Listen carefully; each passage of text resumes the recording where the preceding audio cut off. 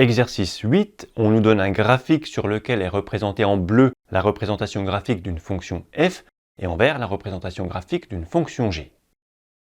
Quelles sont les solutions de l'inéquation f de x supérieure à g de x?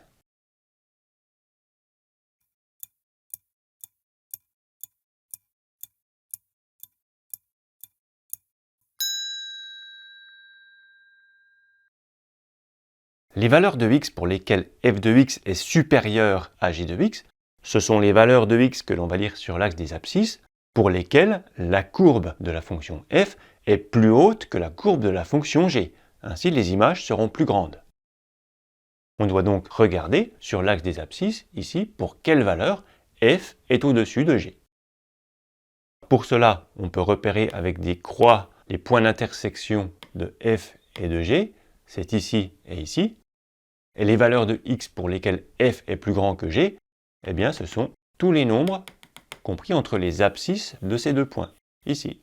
Pour tous ces nombres-là, les images de f sont plus grandes que celles de g. Tu peux prendre par exemple ici, f est plus grand que g. F est plus grand que g, et même ici, f est plus grand que g.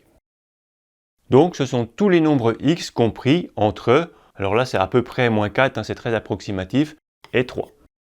Donc on va répondre tous les nombres compris entre moins 4 et 3, ça s'écrit avec un intervalle, on écrit moins 4 et 3 dans des crochets.